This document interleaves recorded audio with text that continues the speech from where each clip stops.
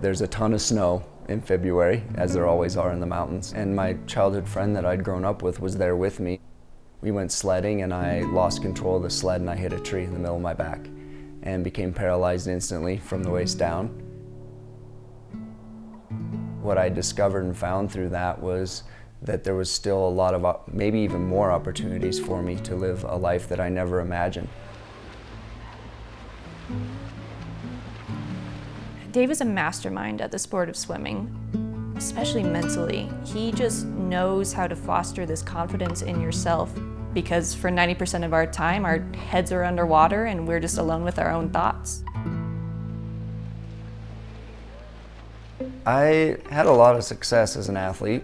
Was fortunate enough to be able to be recruited by the Power 5 schools, where I was an NCAA champion as well.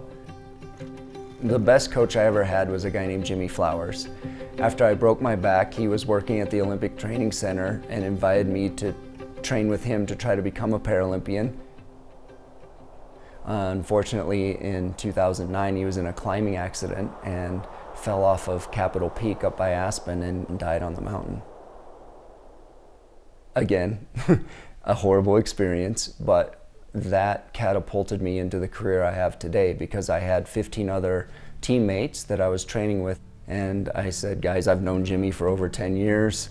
I'm not Jimmy, but if I can kind of follow the path and the vision that he had and I applied to be the coach, would you guys be willing to continue to swim? And they all did. That was a big transition to go from athlete to coach. There's a lot to it in terms of developing the passion that you have around a sport is something that is very paramount to being a successful athlete. There was one particular example that I can remember where Dave's style of coaching I really appreciated. We were actually at our conference championship meet and we're supposed to perform at our highest, and I was not doing that. And so every day Dave tried to help me, and at the end of that meet, the very last race was a relay. And I typically anchor our relays. And I went up to him and I said, look, you should put someone else in this relay.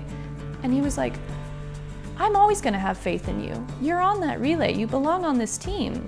And that just speaks volume to who he was as a coach. Lainey is somebody who is very passionate, and I could see that from day one. She loved the sport, she loved racing, and I think that that's something that more coaches need to understand, is there's a big drive toward making this a positive experience and you can still win at the same time. The training provided by the U.S. Center for SafeSport has really allowed me to understand the importance of building trust with the athletes, but also understanding that the athlete's positive experience is first and foremost. I think those are really big things that I know I liked about Wyoming.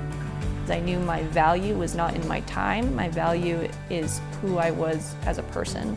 I know for me, my coaches are all an integral part of my development as a woman, as an athlete. And I think having an organization like the U.S. Center for SafeSport is integral in an athlete's success and in a very healthy athlete-coach dynamic. That's very important for the future of sports.